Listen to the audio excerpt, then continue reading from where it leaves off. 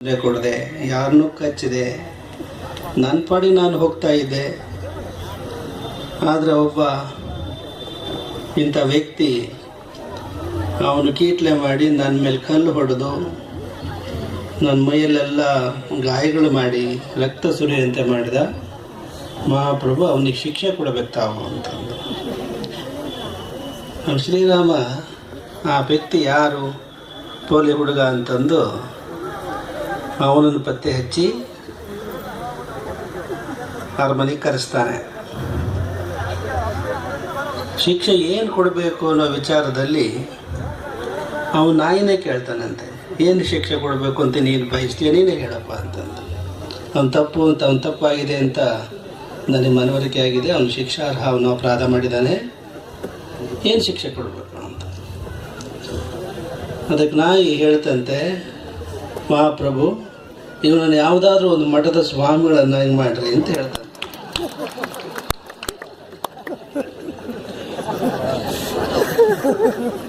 ಈಗ ದೀರ್ಘದಂಡ ನಮಸ್ಕಾರದ ಅರ್ಥ ಈಗ ಪೂರ್ಣಗೊಳ್ತು ಅಂತ ಅಂದ್ಕೊಂಡಿದ್ದೇವೆ. ಭಾಗವತಲ್ಲಿ ಬರುತ್ತೆ ಇದು. ಪಾಪ ಅವನು ಇಂಗ್ಲೆಂಡ್ನ ಓದ್ದವನು, ಅವನು ಹೀಗೆ ಮಾಡಬೇಕು ಅಂತ ತಿಳ್ಕೊಂಡು ಮಾಡಿದ್ನೇ ಏನೋ.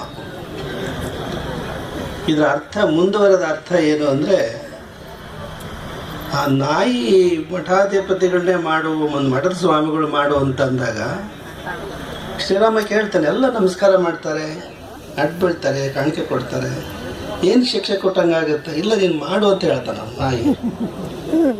ಅದು ಏಕೆ ಹಾಗೆ ಹೇಳಿರ್ಬೋದು ಅಂತ ಈಗಾಗಲೇ ಮಠಾಧಿಪತಿಗಳಾಗಿರೋದು ಭಾಳ ಚೆನ್ನಾಗಿ ಗೊತ್ತಿದೆ ಅಂತ ನಮಗನ್ಸುತ್ತೆ. ಕಪಾಳ ಕೊಡದೇ ಇರ್ಬೋದು, ಎಲ್ಲರಿಗೂ ಕಾಣೋ ಹಾಗೆ. ಆದರೆ ನೀವು ನಿಜವಾಗಿಯೂ ಮುಸುಕಿನ ಗುದ್ದುಗಳನ್ನು ಕೊಡೋದ್ರಲ್ಲಿ ಸ್ವಾಮಿಗಳಿಗೆ ಭಾಳ ನಿಷ್ಣಾತರು ನೀವು ಅಂತ ಹೇಳೋಕ್ಕೆ ಇಷ್ಟಪಡ್ತೀನಿ. ಯಾರಾದರೂ ಸ್ವಾಮಿಗಳು ಕೇಳ್ರಿ, ಮುಸುಕಿನ ಗುದ್ದುಗಳು ಸಮಾಜದಿಂದ ಬಿದ್ದಿದ್ದಾವೆ ಇಲ್ವೋ? ಖಂಡಿತ ಬಿದ್ದಿದ್ದಾವೆ. ಹೊರ ಗೊತ್ತಾಗಲ್ಲ. ಅವನು ಪೆದ್ದ, ಅವನು ಇಂಗ್ಲೆಂಡ್ನ ಓದ್ತೆ, ಅವನಿಗಿಂತ ಜಾಣರು ನೀವು ಮುಸುಗಿನ ಗುದ್ದು ಕೊಡೋದ್ರಲ್ಲ ಸ್ವಾಮಿಗಳಿಗೆ. ಮಾಡಾಳ ಶ್ರೀಗಳವರು ಮಠವನ್ನು, ಹೊಸವಾದ ಕಟ್ಟಡವನ್ನು ನಿರ್ಮಾಣ ಮಾಡಿದ್ದಾರೆ. ಅವರು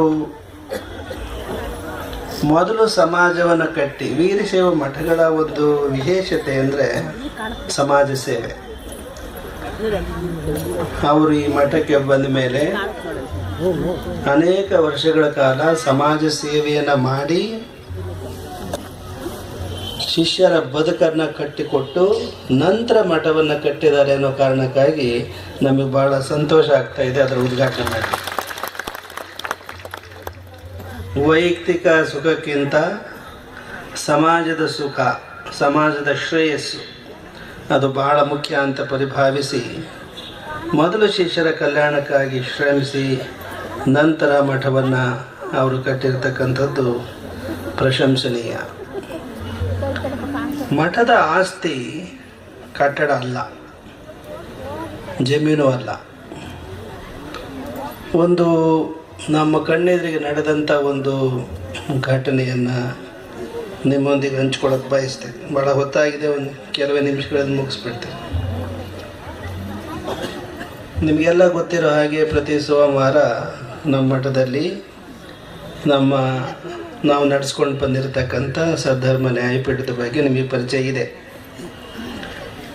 ಒಂದು ಘಟನೆ ಘಟಿಸ್ತು ಕಳೆದ ವರ್ಷ. ಒಬ್ಬ ವಯಸ್ಸಾದ ಯಜಮಾನ, ಒಂದು ಊರಿನವನು ಬಂದು ಹಾಜರಾದ ನ್ಯಾಯಪೀಠದ ಮುಂದೆ. ಅವನು ಬಂದ ನಿರೂಪಣೆ ಮಾಡಿದಂಥ ಒಂದು ಸಂಗತಿ ಬಹಳ ವಿಶೇಷವಾಗಿತ್ತು. ಅವನು ವೈಯಕ್ತಿಕ ವಿಚಾರಕ್ಕಾಗಿ ಬಂದವನಲ್ಲ. ಅವನ ಊರಿನಲ್ಲಿ ಒಬ್ಬ ಶಿಷ್ಯ ಇದ್ದ. ಆ ಹಿಂದೆ ಸುಮಾರು ನಮ್ಮ ನ್ಯಾಯಪೀಠದಲ್ಲಿ ಸುಮಾರು ಒಂದು 25 ವರ್ಷಗಳ ಹಿಂದೆ ನಡೆದ ಒಂದು ಘಟನೆಯನ್ನು ನೆನಪಿಸ್ಕೊಟ್ಟ. ಅವನು 25 ವರ್ಷಗಳ ಹಿಂದೆ ನಮ್ಮ ಮಠಕ್ಕೆ ಬಂದದ್ದು ಸಂಗತಿ ಪ್ರಕರಣ ಏನು ಅಂದರೆ,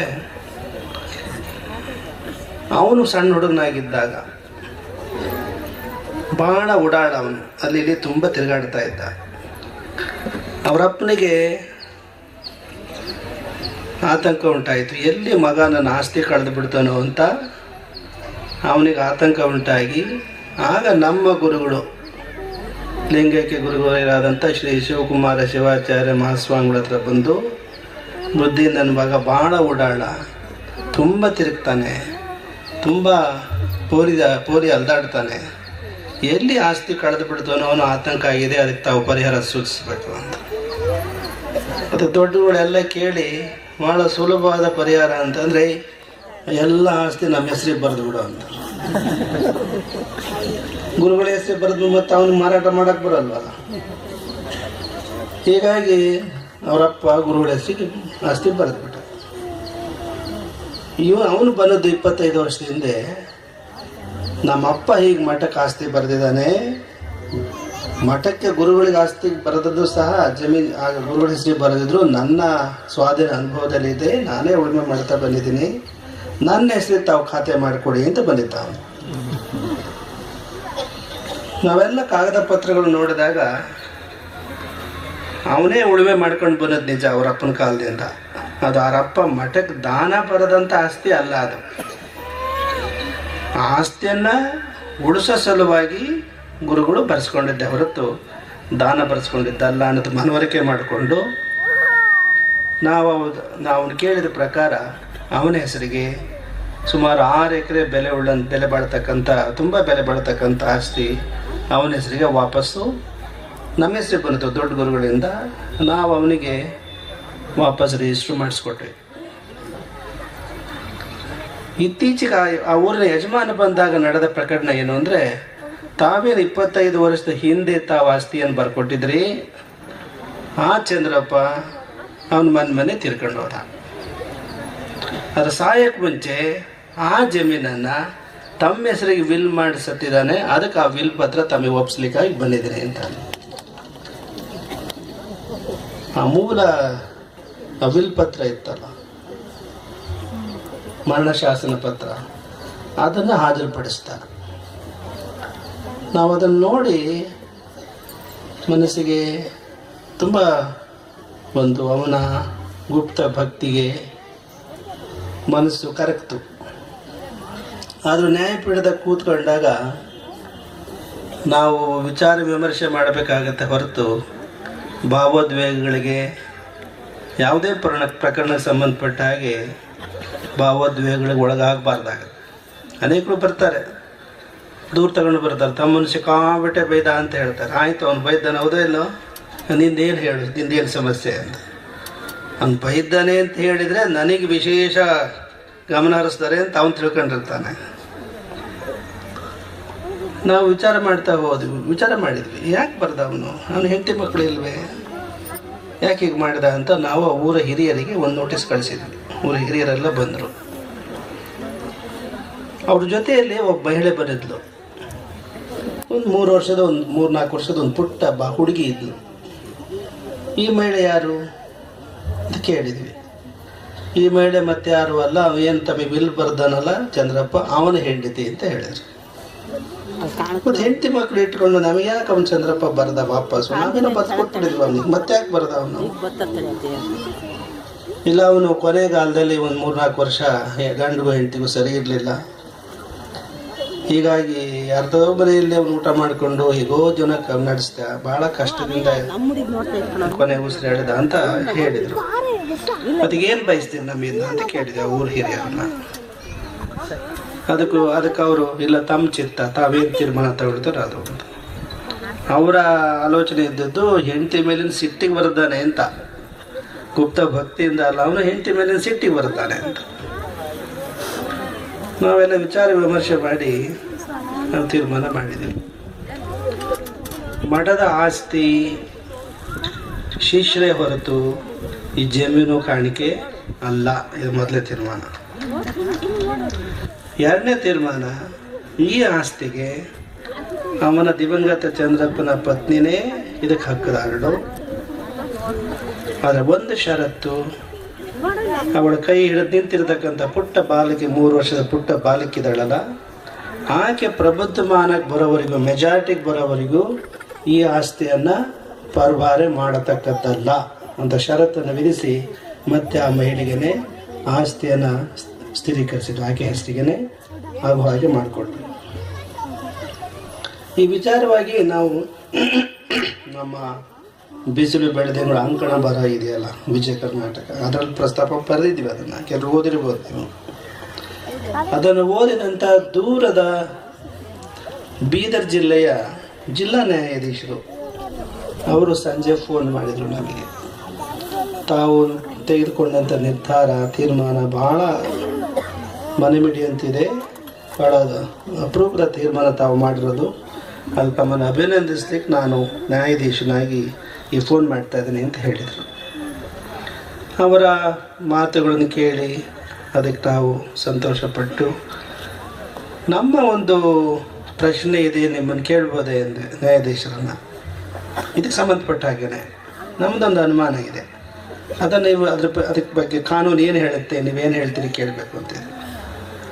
ಅಕಸ್ಮಾತ್ ನಾವು ಆ ಮಹಿಳೆಗೆ ಆ ಜಮೀನನ್ನು ಬರೆದು ಕೊಡದೆ, ಆಕೆ ಗಂಡ ಮಠಕ್ಕೆ ನಮಗೆ ಬಿಲ್ ಬರ್ದಾನೆ ಅಂತ ನಾವು ನಮ್ಮ ಹೆಸರಿಗೆ ಮತ್ತೆ ಖಾತೆ ಮಾಡಿಸ್ಕೊಂಡಿದ್ರೆ, ಆ ಮಹಿಳೆ ನಮ್ಮ ವಿರುದ್ಧವಾಗಿ, ಮಠದ ವಿರುದ್ಧವಾಗಿ ಕೋರ್ಟಿಗೆ ದಾವೆ ಹೂಡಿದ್ರೆ, ಆ ಕೇಸು ನಿಮ್ಮ ಮುಂದೆ ಬಂದಿದ್ರೆ ನೀವೇನು ತೀರ್ಮಾನ ಮಾಡ್ತಿದ್ರಿ ಅಂತ ಕೇಳಿದ್ವಿ.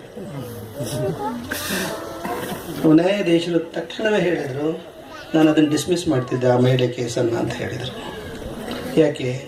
ನಮ್ಮ ಪ್ರಶ್ನೆ, ಆ ಸಣ್ಣ ಚಿಕ್ಕ ಬಾಲಕಿ ವಿಟ್ನೆಸ್ ಬಾಕ್ಸಲ್ಲಿ ನಿಂತಿದ್ದಾಕೆ, ಮುಕ್ತ ಬಾಲಕಿ, ಆ ಬಾಲಕಿ ಮುಖ ನೋಡಿ ನೀವು ನಮ್ಮ ಹಾಗೆ ನ್ಯಾಯಪೀಠದಲ್ಲಿ ಕೂತ್ಕೊಂಡಿದ್ದಾಗ ನಿಮ್ಮ ಮನಸ್ಸು ಕರೆಕ್ತಾ ಇರಲಿಲ್ವೇ ಅಂತ ಕೇಳಿದರು.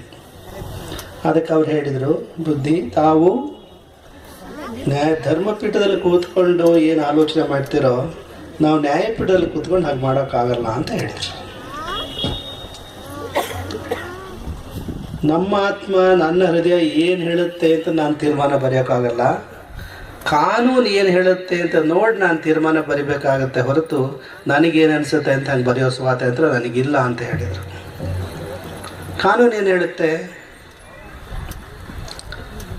ಯಾವಾಗ ಚಂದ್ರಪ್ಪನ ಅಪ್ಪ ತಮ್ಮ ಗುರುಗಳಿಗೆ ಆಸ್ತಿ ಬರುತ್ತೋ ಅಲ್ಲಿಗೆ ಆ ಪಿತ್ರಾರ್ಜಿತ ಆಸ್ತಿ ಅನ್ನೋ ಹಕ್ಕು ಹೊರಟೋಯ್ತು. ತಾವು ಯಾವಾಗ ಚಂದ್ರಪ್ಪನಿಗೆ ಬರೆದು ಕೊಟ್ಟರೋ ಅದು ಅವರ ಅಪ್ಪನ ಆಸ್ತಿ ಆಗಿದ್ರೂ ಸಹ ಅದು ಪಿತ್ರಾರ್ಜಿತ ಆಸ್ತಿ ಅಲ್ಲ, ಸ್ವಯಾರ್ಜಿತ ಆಸ್ತಿ ಆಗುತ್ತೆ ಕಾನೂನು ದೃಷ್ಟಿಯಲ್ಲಿ. ಹೀಗಾಗಿ ಸ್ವಯಾರ್ಜಿತ ಆಸ್ತಿಯನ್ನು ಯಾರಿಗಾದರೂ ಬರೀಬಹುದು, ಅವರ ಹೆಂಡತಿ ಆಗಲಿ, ಮಕ್ಕಳಾಗಲಿ, ಅಣ್ಣ ತಮ್ಮದರಾಗಲಿ ಯಾರೂ ಅದನ್ನು ಕೇಳೋ ಹಕ್ಕು ಇಲ್ಲ. ಆ ಕಾರಣಕ್ಕಾಗಿ ಆ ಕೇಸನ್ನು ವಜಾ ಮಾಡ್ತಿದ್ದೆ ಅಂತ ಹೇಳಿದರು. ಈಗ ಅರ್ಥ ಮಾಡ್ಕೊಳ್ಳಿ, ಧರ್ಮ ದೊಡ್ಡದೋ ಕಾನೂನು ದೊಡ್ಡದೋ? ಈ ಪ್ರಶ್ನೆ ನಾವು ಮೊದಲು ಹಾಕಿದ್ರೆ, ನೀವು ಮೊದಲು ಹಾಗೆ ಹೇಳ್ತಿದ್ರಿ, ಧರ್ಮನೇ ದೊಡ್ಡದು ಅಂತ ಹೇಳ್ತಿದ್ರಿ. ಆದರೆ ಯಾಕೆ ಅಂತ ಹೇಳೋಕ್ಕಾಗ್ತಿರ್ಲಿಲ್ಲ ನಿಮಗೆ. ಈ ಪ್ರಶ್ನೆ, ಈ ಪ್ರಕರಣವನ್ನು ನಾವು ನಿರೂಪಣೆ ಮಾಡೋಕ್ಕೆ ಮುಂಚೆನೇ ನಿಮಗೆ ಕೇಳಿದರೆ, ಧರ್ಮ ದೊಡ್ಡದೋ ಕಾನೂನು ದೊಡ್ಡದೋ ಅಂತ ಕೇಳಿದರೆ, ನೀವೆಲ್ಲರೂ ಒಕ್ಕೊರಲಿನಿಂದ ಧರ್ಮನೇ ದೊಡ್ಡದು ಅಂತ ಹೇಳ್ತಿದ್ರಿ. ಅದು ಯಾಕೆ ಅಂತ ನಿಮಗೆ ಅರ್ಥ ಆಗ್ತಿರ್ಲಿಲ್ಲ. ಈಗ ಅರ್ಥ ಆಗ್ತಲ್ವ? ಈಗ ಧರ್ಮ ಹೇಗೆ ದೊಡ್ಡದು? ಕಾನೂನು ಧರ್ಮವನ್ನು ಬಿಟ್ಟಿಲ್ಲ, ಧರ್ಮದ ಪರಿಧಿಯಲ್ಲೇ ಕಾನೂನು ಇರ್ತಕ್ಕಂಥದ್ದು. ಆದರೆ ಧರ್ಮದ ಎಲ್ಲ ಒಳ್ಳೆಯ ಸಂಗತಿಗಳನ್ನು ಕಾನೂನು ಅಳವಡಿಸಿಕೊಂಡಿದೆ. ಆದರೆ ಪರಿಪೂರ್ಣತೆ ಇರ್ತಕ್ಕಂಥದ್ದು ಧರ್ಮದಲ್ಲೇ ಹೊರತು ಕಾನೂನಲ್ಲ. ಶ್ರೀಮತವರು ಶ್ರೀಗಳು ನೀವೆಲ್ಲ ಇಷ್ಟು ಬೃಹತ್ ಪ್ರಮಾಣದಲ್ಲಿ ಸೇರಿದಿರಿ, ರಾಜಕೀಯ ಸಭೆಗಳಲ್ಲಿ ಸೇರೋದಕ್ಕಿಂತ ಹೆಚ್ಚು ಇಲ್ಲಿ ಸೇರಿದಿರಿ ಅಂತ. ರಾಜಕೀಯ ಸಭೆಯಲ್ಲಿ ಸೇರೋದೇ ಬೇರೆ, ಮಠಪೀಠಗಳ ಈ ಸಮಾರಂಭಗಳಲ್ಲಿ ಸೇರೋದೇ ಬೇರೆ. ಅಲ್ಲಿ ಸೇರ್ತಾರೆ ಅನ್ನೋದಕ್ಕಿಂತ ಸೇರಿಸ್ತಾರೆ ಅಂತ ಹೇಳ್ಬೇಕಾಗತ್ತೆ. ಎರಡಕ್ಕೂ ವ್ಯತ್ಯಾಸ ಇದೆಯಲ್ಲ. ಅಲ್ಲಿ ಸೇರಿಸ್ತಾರೆ, ಇಲ್ಲಿ ಸೇರ್ತಾರೆ. ಬಹಳ ವ್ಯತ್ಯಾಸ, ಗಡಿಜಾಂತರ ವ್ಯತ್ಯಾಸ ಇದೆ. ಇದು ಭಕ್ತಿಯ ನೆಲೆಗಟ್ಟಿನ ಮೇಲೆ ನಿಂತಿರ್ತಕ್ಕಂಥದ್ದು. ನಮ್ಮ ಶ್ರೀಗಳು ಮಠದ ಕಟ್ಟಡ, ಹೊಸ ಭವ್ಯವಾದಂಥ ಹೊಸ ಕಟ್ಟಡವನ್ನು ಹೇಳಿ ಕೇಳಿ ಅಮಾವಾಸ್ಯೆ ದಿವಸನೇ ಇಟ್ಕೊಂಡಿದ್ದಾರೆ ಉದ್ಘಾಟನೆಯನ್ನ. ನೀವಾದ್ರೆ ನಿಮ್ಮ ಮನೆ ಉದ್ಘಾಟನೆ ಇವತ್ತು ಇಟ್ಕೊಳ್ತಿದ್ರ ಅಂತ ಪ್ರಶ್ನೆ. ನೀವು ಆದ್ಮೇಲೆ ನೀವು ಪ್ರಶ್ನೆ ಹಾಕೋಬೇಕು. ಇಟ್ಕೊಳ್ತಿದ್ರ? ನಾವೇನಾದ್ರೂ ಈ ದಿನ ನಮಗೆ ಬಿಡುವಿದೆಯಪ್ಪ ನೀನು ಇಟ್ಕೊಳ್ಳೋ ಅಂದ್ರೆ ತಲೆ ಕೆರ್ಕಂತ ನಿಂತ್ಕೊಂತಿದ್ರಿ. ಇಲ್ಲ ಅವತ್ತು ಅಮಾವಾಸ್ಯೆ ಇದೆ ಅಂತಿರೋದಿಲ್ಲ. ಈ ಎಲ್ಲ ಭಾಷಣಗಳಿಗಿಂತ ಇದೊಂದು ಕೃತಿ ಇದೆಯಲ್ಲ, ಅಮಾವಾಸ್ಯೆ ದಿವಸನೇ ಮಠದ ಉದ್ಘಾಟನೆ ಇಟ್ಕೊಂಡಿರೋದು ದೊಡ್ಡ ಸಂದೇಶ ಶಿಷ್ಯ ಸಮುದಾಯಕ್ಕೆ ಅಂತ ನಾವು ಹೇಳ್ತೀವಿ. ನಮಗೆ ಈ ಸಂದರ್ಭದಲ್ಲಿ ನೆನಪಾಗ್ತಾ ಇರತಕ್ಕಂಥದ್ದು ಅಂದರೆ, ಜಗಳೂರ ಹತ್ರ ಒಂದು ಹಳ್ಳಿ, ಅಲ್ಲೊಂದು ಮದುವೆ ಕಾರ್ಯಕ್ರಮ ಇತ್ತು. ಮದುವೆಗೆ ಹೋದ್ವಿ. ಆಹ್ವಾನ ಪತ್ರಿಕೆ ನೋಡಿದರೆ ಆ ಮದುವೆ ಆಗೋ ಹುಡುಗಿ ವಧುವಿನ ಹೆಸರು, ಹುಟ್ಟಿದ ಹೆಸರೇ ಬೇರೆ, ಆ ಮದುವೆ ಆಗೋ ಸಂದರ್ಭದಲ್ಲಿ ಇಟ್ಟ ಹೆಸರೇ ಬೇರೆ. ಏನೋ ಇಟ್ಟಿದ್ದಾರೆ, ಇದು ಮದುವೆ ಆಗೋ ಕವಿತಾನೋ ಗೀತಾನೋ ಏನೋ ಇಟ್ಟಿದ್ದಾರೆ. ಹುಟ್ಟಿದ ಹೆಸರು ಸಾವಿತ್ರಿ ಅಂತ ಆಕೆ ಹೆಸರು, ಹುಟ್ಟಿದ ಹೆಸರು. ಅದಕ್ಕೆ ಬ್ರ್ಯಾಕೆಟ್ ಹಾಕಿಬಿಟ್ಟಿದ್ದಾರೆ. ಯಾಕಪ್ಪ ಹಿಂಗೆ ಮಾಡಿದ್ರಿ ಅಂತ ಕೇಳಿದ್ದೀನಿ. ಇಲ್ಲ, ಈ ಶಕುನ ಸಾಲಾವಳಿ ನೋಡುವಾಗ ಸಾವಿತ್ರಿನ ಹೆಸರು ಸರಿ ಇರಲಿಲ್ಲ, ಸರಿಯಾಗಿ ಹೊಂದಾಣಿಕೆ ಆಗಲಿಲ್ಲ, ಅದಕ್ಕೆ ಬದಲಾಯಿಸಿ ಬೇರೆ ಹೆಸರು ಇಟ್ಟಿದ್ದೇವೆ. ಆ ಗಂಡು ಕೂತಿದ್ನಲ್ಲ, ಅವನ ಹತ್ರ ಕರೆಸಿದ್ವಿ. ನಿನಗೆ ಸಾವಿತ್ರಿ, ಸತ್ಯವಾನ್ ಸಾವಿತ್ರಿ ಕತೆ ಗೊತ್ತೇನೋ ಅಂತ ಕೇಳಿದ್ವಿ. ನಿನಗೆ ಭಾಳ ಬೇಗ ಸಾಯ್ಬೇಕು ಅಂತಿದ್ರೆ ನೀನು ಬ್ರಾಕೆಟ್ ಹಾಕು, ಭಾಳ ಕಾಲ ಬದುಕಬೇಕು ಅಂತಿದ್ರೆ ಬ್ರಾಕೆಟ್ ತೆಗಿ ಅಂತ ಹೇಳಿದ್ರು. ನಿಮಗೆ ಗೊತ್ತಿದೆ ಹೌದಲ್ಲ ಸತ್ಯವಾನ್ ಸಾವಿತ್ರಿ ಕತೆ?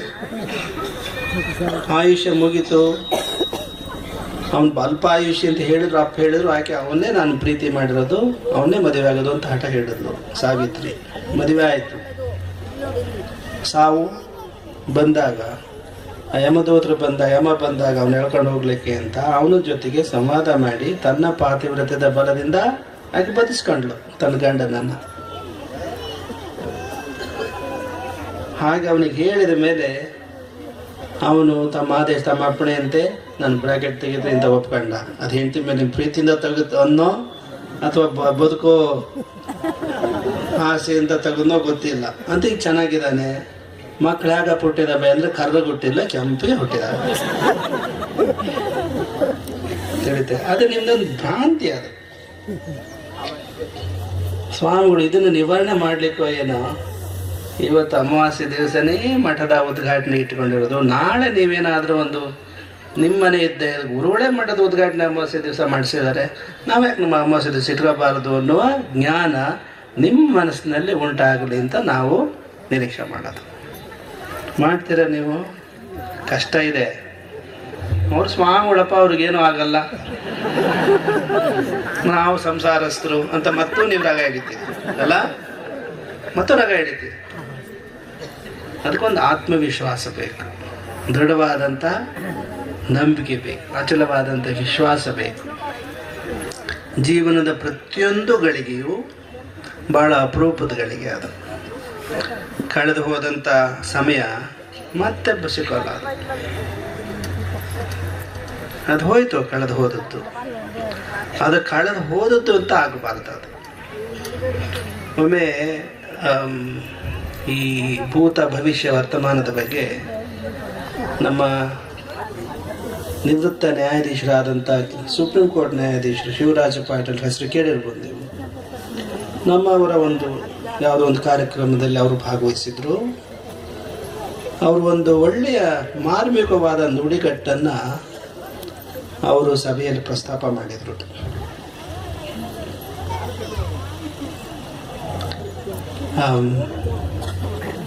ಅವ್ರು ಹೇಳಿದ್ದು,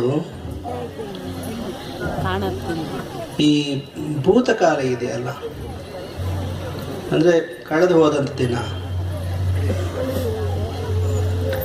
ಅದು ವೇಸ್ಟ್ ಪೇಪರ್ ಇದ್ದ ಹಾಗೆ. Yesterday is a waste paper.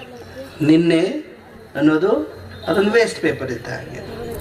Today is a newspaper. ಇವತ್ತಿಂದು ವರ್ತಮಾನ ಪತ್ರಿಕೆ ಇದ್ದ ಹಾಗೆ. Tomorrow is a question paper. ನಾಳೆ ಅದೊಂದು ಪ್ರಶ್ನೆ ಪತ್ರಿಕೆ. Life is an answer paper ಅಂತ. ನಿನ್ನ ಬದುಕು ಅದಕ್ಕೊಂದು ಉತ್ತರ ಪತ್ರಿಕೆ ಅಂತ.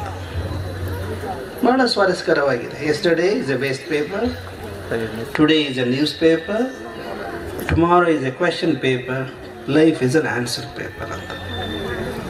ನಾವು ಅವರ ಈ ಮಾತನ್ನು ಉಲ್ಲೇಖ ಮಾಡಿ, ನ್ಯಾಯಾಧೀಶರು ತೀರ್ಮಾನ ಕೊಟ್ಟ ಮೇಲೆ, ಅದು ಸುಪ್ರೀಂ ಕೋರ್ಟ್ ನ್ಯಾಯಾಧೀಶರು ತೀರ್ಮಾನ ಕೊಟ್ಟ ಮೇಲೆ ಅಪೀಲ್ ಎಲ್ಲಿರೋದು? ಡಬಲ್ ಬೆಂಚ್ನಲ್ಲೇ ಇರೋದು ಅಲ್ಲ. ಸೊ ಹೀಗಾಗಿ ನಾವು ಆಕ್ಷೇಪಣೆ ಮಾಡಿದ್ವಿ. I have an strong objection ಅಂತ ಹೇಳಿದ್ವಿ ಬೇರೆ ಸಭೆಯಲ್ಲೇನೆ. ನಮ್ದೊಂದು ಸ್ಟ್ರಾಂಗ್ ಅಬ್ಜೆಕ್ಷನ್ ಇದೆ. ಇಲ್ಲಿಯ ಸೇರಿರ್ತಕ್ಕಂಥ ಸಭಿಕರು ನೀವು ಫುಲ್ ಬೆಂಚ್ ಆಗಿ ನೀವು ತೀರ್ಮಾನ ಮಾಡಬೇಕು ಅಂತ ಹೇಳಿದ್ವಿ. ಏನದು? Today is a newspaper, ನಮ್ಮ ತಕರಾರಿಲ್ಲ. Tomorrow is a question paper, ತಕರಾರಿಲ್ಲ. ಆದರೆ yesterday is a waste paper ಅಂತ ಇದೆಯಲ್ಲ, ಅದ್ರ ಬಗ್ಗೆ ನಮ್ಮ ತಕರಾರು ಇದೆ ಅಂತ I have a strong objection ಅಂತ ಹೇಳಿದ್ವಿ. ಯಾಕೆ ಅಂತಂದರೆ yesterday is not a waste paper ಅನ್ನೋದಕ್ಕೆ ಸನ್ಮಾನ್ಯ ನಿವೃತ್ತ ನ್ಯಾಯಾಧೀಶರು ಶಿವರಾಜ್ ಪಾಟೀಲ್ರೇ ಅದಕ್ಕೆ ಉದಾಹರಣೆ ಅಂತ ಹೇಳಿದ್ವಿ. ನೀವೇ ಉದಾಹರಣೆ ಅದಕ್ಕೆ. ಹೇಗೆ? ನೀವು ಲೋಕಾಯುಕ್ತರಾಗಿ ಇದ್ದದ್ದು ಎಷ್ಟು ದಿವಸ? ಒಂದು 15-20 ದಿವಸ, ಬೇಡ ತಿಂಗಳು ಅಲ್ವೇ? ಸೊ 1 ತಿಂಗಳ ಕಾಲ ನೀವೇನು ಲೋಕಾಯುಕ್ತರಾಗಿದ್ರಿ, I don't think that it is a waste paper ಅಂತ. ಅದು ರದ್ದಿ ಪೇಪರ್ ಅಲ್ಲ. 1 ತಿಂಗಳ ಕಾಲ ನೀವಿದ್ದದ್ದು. ಅವ್ರ ಮೇಲೆ ಸಣ್ಣ ಏನೋ ಒಂದು ಆರೋಪ ಬಂತು. ಏನು ಬೆಂಗಳೂರಿನಲ್ಲಿ ಇನ್ನೊಂದು 2ನೇ ಸೈಟ್ ಇದೆ ಹಾಗೆ ಅಂತ ಒಂದು ಸಣ್ಣ ಆರೋಪ ಬಂತು. ಅದು ನಿಜವಾದ ಆರೋಪ ಅಲ್ಲ. ಅದು ಅವರು ನ್ಯಾಯಾಧೀಶರಾಗಿ ಮಂಜೂರು ಮಾಡಿಸ್ಕೊಂಡಂಥ ಸೈಟ್ ಅಲ್ಲ. ಅದು ಬಹಿರಂಗ ಹರಾಜಿನಲ್ಲಿ ಅವರು ತೆಗೆದುಕೊಂಡಂಥ ಅವರ ಸಹೋದರರು, ಅವರ ಸಂಬಂಧಿಕರು ಯಾರೋ ತಗೊಂಡ್ರು, ಅವರು ದುಡ್ಡು ಕಟ್ಟಲಿಕ್ಕೆ ಆಗದೆ ಬಹಿರಂಗ ಹರಾಜಿನಲ್ಲಿ ತೆಗೆದುಕೊಂಡದ್ದನ್ನು ಇವರು ದುಡ್ಡು ಕೊಟ್ಟು ತಗೊಂಡ್ರು. ಸುಮಾರು ಒಂದು 22 ಲಕ್ಷನೋ 25 ಲಕ್ಷನೋ. ಅದು ಈ ಸಣ್ಣ ಆರೋಪ ಬಂದ ತಕ್ಷಣವೇ ಅವರು ಲೋಕಾಯುಕ್ತ ಹುದ್ದೆಗೆ ರಾಜೀನಾಮೆ ಕೊಟ್ಟದ್ದಷ್ಟೇ ಅಲ್ಲ, ಆ ಸೈಟನ್ನು ಸಹ 25 ಲಕ್ಷ ಬೆಲೆ ಬಾಳ್ತಕ್ಕಂಥ ಸ್ವಂತ ಶ್ರಮದಿಂದ ದುಡಿದಂಥ ಹಣದಿಂದ ಖರೀದಿ ಮಾಡಿದಂಥ ಸೈಟನ್ನು ವಾಪಸ್ ಬರ್ಕೊಟ್ಟಂಥ ವಿಷಯ ನಿಮ್ಮ ಸಾರ್ವಜನಿಕರಿಗೆ ಗೊತ್ತಿಲ್ಲ. ಬರ್ಕೊಟ್ರು ವಾಪಸ್. ಈಗ 1 ತಿಂಗಳು ಅವರೇನು ಲೋಕಾಯುಕ್ತರಾಗಿದ್ರು, ಅದನ್ನ ವೇಸ್ಟ್ ಪೇಪರ್ ಅನ್ನೋಕ್ಕಾಗತ್ತಾ? ನ್ಯಾಯಾಧೀಶರ ಏನೋ ಅವರು ಒಪ್ಕೊಂಡ್ರು, ತಾವು ಹೇಳೋದು ಸರಿ ಇದೆ, ನಾನು ಅದನ್ನು ಒಪ್ಕೊಳ್ತೀನಿ, ವೇಸ್ಟ್ ಪೇಪರ್ ಅಲ್ಲ ಅಂತ. ವೇಸ್ಟ್ ಪೇಪರ್ ಯಾವಾಗ ಆಗುತ್ತೆ ಅಂದರೆ, life is A answer paper ಅಂತಾರೆ ನೋಡಿ. ಜೀವನ ಅನ್ನೋದು ಉತ್ತರ ಪತ್ರಿಕೆ ಅಂತಿರಲ್ಲ. ನಿಮ್ಮ ಉತ್ತರ ಪತ್ರಿಕೆ ಹೇಗಿದೆ ಅನ್ನೋದ್ರ ಮೇಲೆ ನಿಮ್ಮ ನಿನ್ನೆಯ ದಿವಸ, ಇವತ್ತಿನ ದಿವಸ ನಾಳೆಗೆ ನಿನ್ನೆ ಆಗುತ್ತೆ, ಹೌದಲ್ಲ?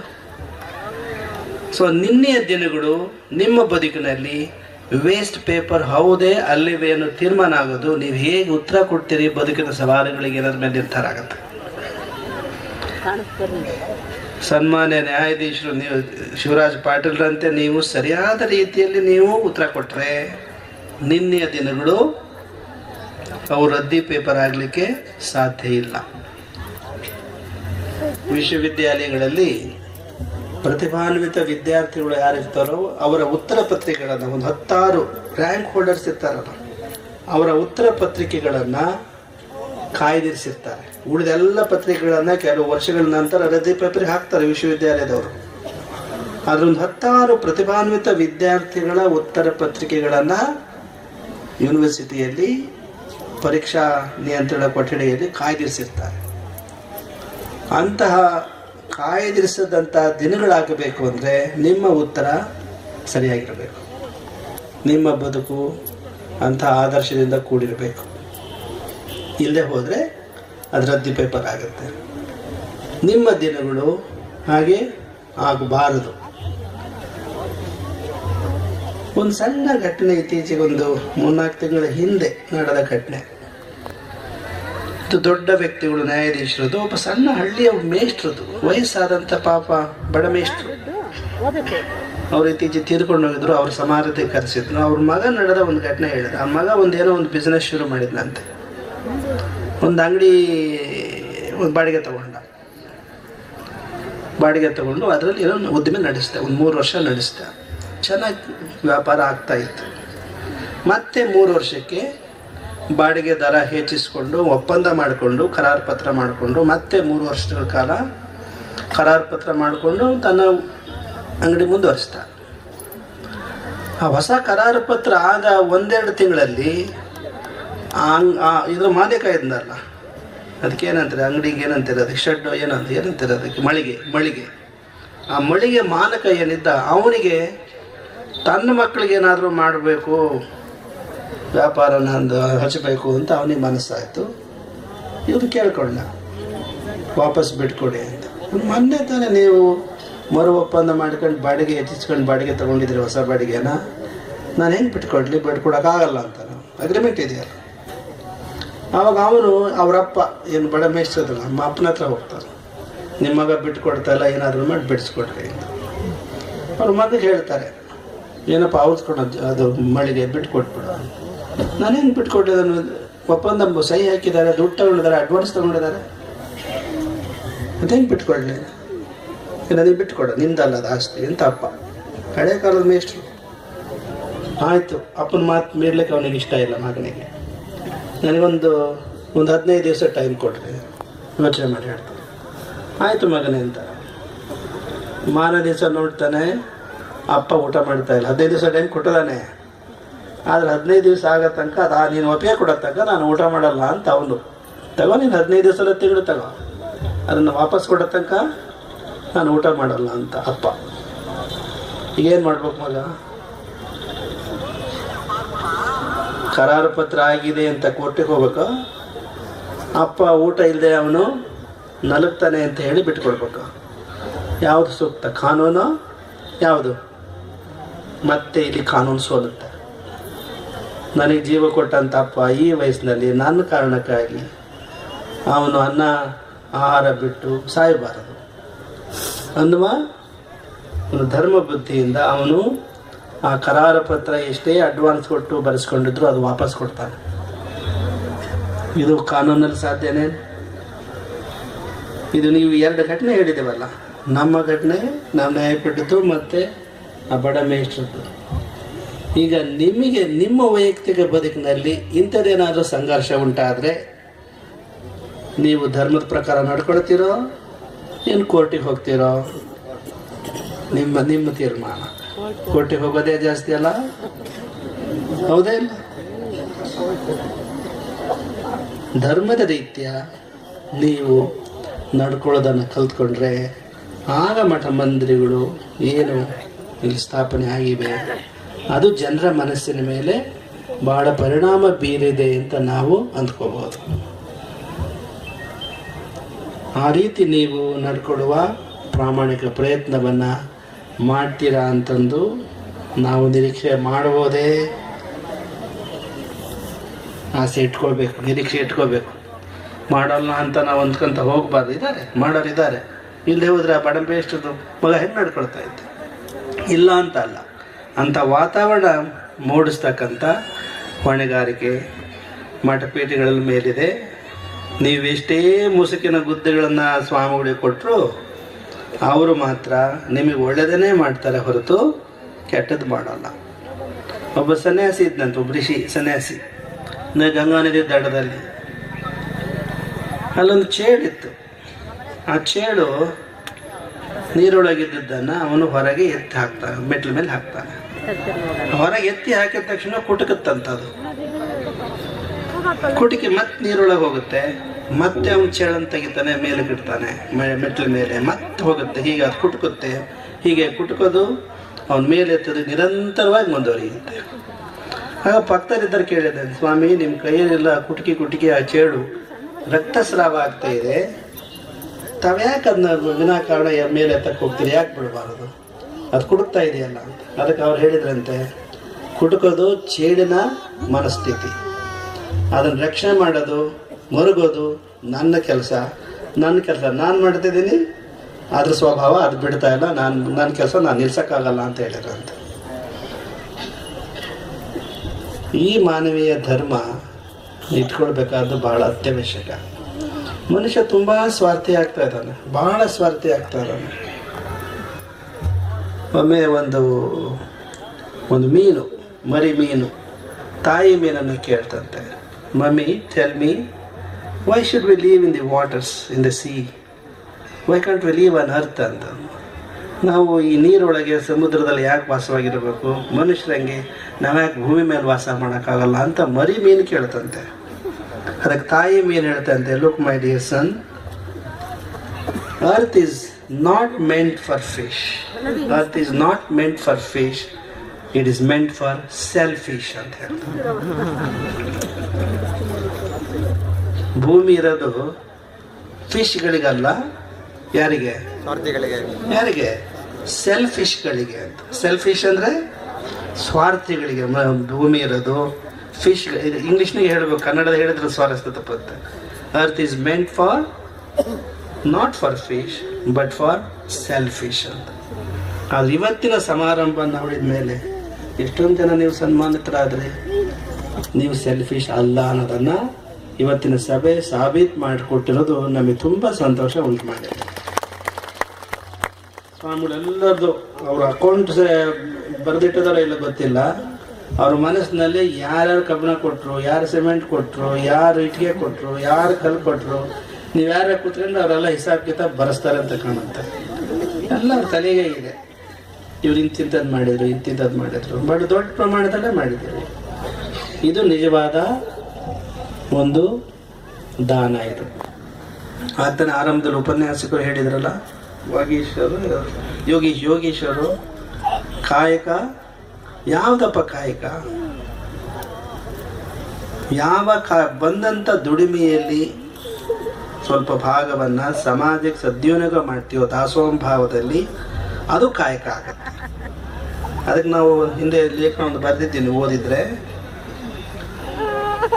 ವರ್ಕ್ ಪ್ಲಸ್ ದಾಸೋಹ, ವೃತ್ತಿ ಪ್ಲಸ್ ದಾಸೋಹ ಈಕ್ವಲ್ಸ್ ಕಾಯಕ.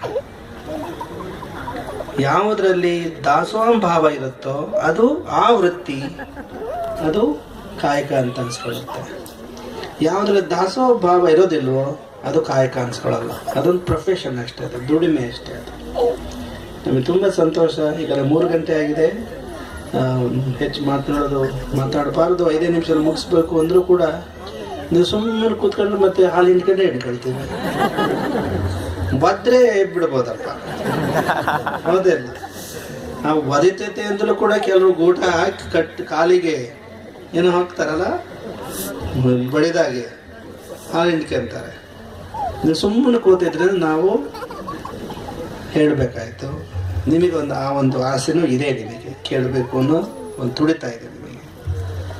ಭಾಳ ಸಂತೋಷ. ನಮ್ಮ ಮೇಲೆ ಶ್ರೀಗಳು ಬಹಳ ಅಭಿಮಾನ, ತುಂಬ ಅವ್ರು ನಮ್ಮ ಬಗ್ಗೆ ಕಾಳಜಿ ವಹಿಸ್ತಾರೆ. ಈ ಭಾಗದಲ್ಲಿ ಎಲ್ಲರ ಕಾರ್ಯಕ್ರಮಗಳು ಬಂದರೆ, ಮೊನ್ನೆ ಹಿಂದಿನ ಸರಿ ಬಂದಾಗ ಎಲ್ಲಿ ಅದು ಯಾವುದದು ಕಲ್ಗುಂಡಿ ಆ ಕಡೆ ಎಲ್ಲ ಬಂದಿದ್ವಲ್ಲ, ಪೆಂಡೆಕೆರೆ ಅಲ್ಲೆಲ್ಲ ಬಂದಾಗ ನಾವು ಮಧ್ಯಾಹ್ನ ಪ್ರಸಾದ ಮಾಡಲಿಕ್ಕೆ ಆಗಲಿಲ್ಲ. ಇಲ್ಲಿ ಬಂದ ತಕ್ಷಣವೇ ಶ್ರೀಗಳು ತಾವು ಹಿಂದಿನ ಸರಿ ಬಂದಾಗ ಮಧ್ಯಾಹ್ನ ಪ್ರಸಾದ ಆಗಲೇ ಇಲ್ಲ, ಇವತ್ತು ಹಂಗೆ ಆಗಬಾರ್ದು, ಮಠದಲ್ಲೇ ಪೂಜೆ ಪ್ರಸಾದ ಮಾಡ್ಕೊಂಡೇ ದಯ ಮಾಡಿಸ್ಬೇಕು ಅಂದರು. ಅವ್ರು ನಾವು ಭಾಳ ಹೊಟ್ಟೆ ಚೂರು ಕೊಡ್ತು ಅಂತ ಹೇಳಿದರು. ಆಗಲಿ ಅಂತ ನಾವು ಅವರಿಗೆ ಅವರ ತೃಪ್ತಿಗಾಗಿ ನಾವು ಒಪ್ಕೊಂಡಿದ್ದು. ಅವ್ರು ನಮ್ಮ ಬಗ್ಗೆ ವಿಶೇಷವಾದಂಥ ಗೌರವ, ಸದ್ಭಾವನೆಗಳನ್ನು, ಮಧುರವಾದಂಥ ಭಾವನೆಗಳನ್ನು ಅವ್ರು ಇಟ್ಕೊಂಡಿದ್ದಾರೆ. ಇದು ಬೇಕಾಗಿರೋದು ನಿಮಗೆ, ಶಿಷ್ಯರಿಗೆ ಬೇಕಾಗಿರತಕ್ಕಂಥದ್ದು ಈ ರೀತಿಯ ಒಂದು ಕಾಳಜಿ, ಜನಪರ ಕಾಳಜಿ. ಅಂತ ಒಂದು ಕಾಳಜಿ ಉಳ್ಳಂಥ ಶ್ರೀಗಳವರು ಹೊಸದಾಗಿ ಮಠವನ್ನು ಅವರು ನಿರ್ಮಾಣ ಮಾಡಿರ್ತಕ್ಕಂಥದ್ದು ಭವ್ಯವಾಗಿದೆ ಕಟ್ಟಡ. ತುಂಬ ಸಂತೋಷ. ಅದರ ನೀವೆಲ್ಲರೂ ಅದಕ್ಕಾಗಿ ಭಕ್ತಿ ಕಾಣಿಕೆಯನ್ನು ಸಲ್ಲಿಸಿದಿರಿ. ಅವರೆಲ್ಲರನ್ನೂ ಭಗವಂತ ಆಯುರಾಗ್ಯವನ್ನು ಅನುಗ್ರಹಿಸಲಿ. ನಿಮ್ಮೆಲ್ಲರೂ ಕೂಡ ದೇವರು ಒಳ್ಳೆಯದನ್ನು ಮಾಡಲಿ. ಅವರ ಹಾಗೆ ನೀವು ಭಕ್ತಿ ಕಾಣಿಕೆಯನ್ನು ಅರ್ಪಣೆ ಸಮಾಜಕ್ಕಾಗಿ, ವೈಯಕ್ತಿಕ ಏನಿದೆ, ವೈಯಕ್ತಿಕ ಏನಿದೆ ಸ್ವಾಮಿಗಳದ್ದು? ಅವ್ರದ್ದು ವೈಯಕ್ತಿಕ ಏನೂ ಇಲ್ಲ, ಸಾರ್ವಜನಿಕ ಉಪಯೋಗಕ್ಕಾಗಿ ಅಂತ ಒಂದು ಶ್ರದ್ಧಾ ಭಕ್ತಿ ಅರ್ಥಪೂರ್ಣ ಬದುಕು ನಿಮ್ಮದಾಗಲಿ ಅಂತ ಆಶಿಸಿ ನಮ್ಮನ್ನು ಅತ್ಯಂತ ಭಕ್ತಿ ಗೌರವಗಳಿಂದ ಬರಮಾಡಿಕೊಂಡಂಥ ಶ್ರೀಗಳಿಗೆ ನಾವು ಕೃತಜ್ಞರಾಗಿ ನಿಮ್ಮೆಲ್ಲರಿಗೂ ಶುಭವನ್ನು ಕೋರಿ ನಮ್ಮ ಮಾತುಗಳನ್ನು ಮುಕ್ತಾಯಗೊಳಿಸ್ತೀವಿ.